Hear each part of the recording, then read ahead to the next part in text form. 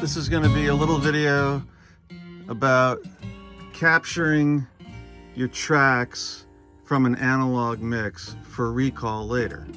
And certain desks have facility for that built in better than others. I believe the XL desk from SSL has direct outs on all the channels, so you can just feed right back. That's great. One video that I saw recently that really got me thinking about this was this guy had an SSL origin. So he had 32 channels, and then he had each of those 32 channels were inline, so they each had an extra channel on small faders. So really it was like 64 channels. And so the way he was doing this was he was sending to the main channels with the equalizers as external inserts on the DAW channels.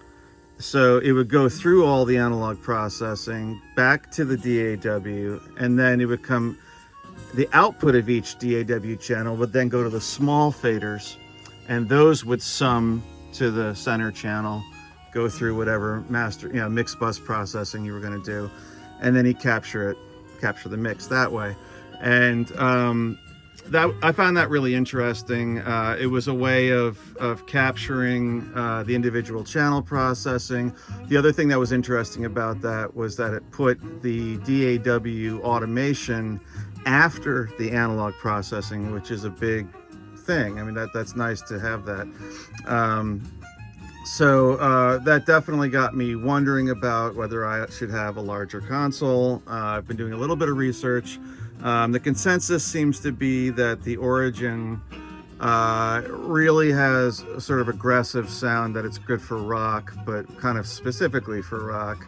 I haven't worked on one myself. I've worked on other SSLs, but it sounds like it isn't as flexible a sound as I would like. I mean, one of my biggest problems is that I've had 2 years to absolutely fall in love with the API sound, and I am. I literally, every mix I do, I sit here and just, marvel at how good this thing sounds. And, part of that is also the equalization that I've chosen, but part of that is the API equalization too. I rely on these EQs to give me the flavor that I really want on this SSL X desk. And it makes it much more of a cohesive system for me, just sonically. So the way I'm accomplishing this is sort of, I don't have the same capability because I don't have the same channel count as, say, an Origin. Actually, before I move on, I should say in my research, I was also looking at the Audient console line of consoles, like the 4816. You can get it in a higher channel count, and I've been talking to Vintage King and to Audient about that, and that may end up being a way that I want to go. Again, I'm very reluctant to give up the sound that I'm getting right now. But Audient stuff, I've heard lots of work done on Audient consoles, and it's great. So who knows, that may be a way to go. I would love to stay in the API family, but unfortunately, when you get into that kind of track count, the price just absolutely skyrockets. I think a 2408 is $100,000. It's just, I don't really see it in my immediate future anyway. But you never know, I suppose. You never say never. But I mean, my problem is that I have the sound right now. So what I am doing is this piece right now that I'm working on is an acoustic jazz piece, and it's a low channel count. So I'm doing this with 16 channels. So that actually really works for me because I have, the left side of the API is 8, and then the SSL-X desk is 8. And so I have 16 channels that all have analog EQ that I love, and they're going through inserts for compressors. And it just so happens that the X desk and the left side of the API have direct outputs. So I'm able to just grab those channel outputs right here, my first 16 inputs on my interface. And I've already captured them. I created a folder and just did capture channels. and I'm getting the levels of the faders as well. So if I want to recall this mix, all I have to do is zero the return and, you know, bypass any processing that I have. What's not being captured is my effects returns and of course my mix bus processing, but that's pretty easy to, you know, to recreate. Let me start this over again. And in this case also, this is something I mentioned in a previous video, previous video. I'm actually using a plug-in reverb, but I'm using it from the analog console. So I'm using a stereo aux send off of the API. I'm feeding that back through the interface using the patch bay, and it's coming up. I have to put it on an audio channel, not an effects channel, and I just have it in input mode, and so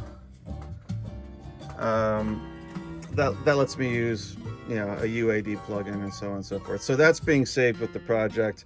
As for the external reverbs, you know, I can also just store those in the user slots on those devices. So this really does help an awful lot with recall. The other thing I can do is I have these 16. I am dedicating these 6 channels to effects returns, but if I had a larger mix that was using these, although this side of the API box is summing and does not have direct outputs on the faders, what it does have is inserts, and so I could capture these channels at the insert. It's not what doesn't work for me is what this guy was doing on his Origin, which is doing it all in real time, so that, you know, like for my setup, what works is to do the mix, you know, be done with it, be happy with it, and then capture the tracks. But that's okay, you know, that's all right. That works for me too, and I'm still getting the same basic benefit. The only thing that I'm not getting right now, which he was getting, was the DAW automation after the analog processing. And I have to say, it's a little tempting to, like to do that. I would have to put these as external inserts on my channels. And that gets, the problem with that is then I have to bring back on this side, and then I don't have enough monitor channels. So, you know, I'm still figuring out if there's a solution with the equipment that I have. Again, you know, I'm so happy with the sound. This is just really about recalling. And so I'm continuing to investigate and find out what people are doing. So please feel free to drop a note in the comments. Tell me about how you're approaching issues like this. And in the meantime, you know, I've got easily a good 16 that I can capture, and I could do up to there with capturing from the inserts as well on a larger project. So, you know, not too bad, not too bad. All right, take care everyone.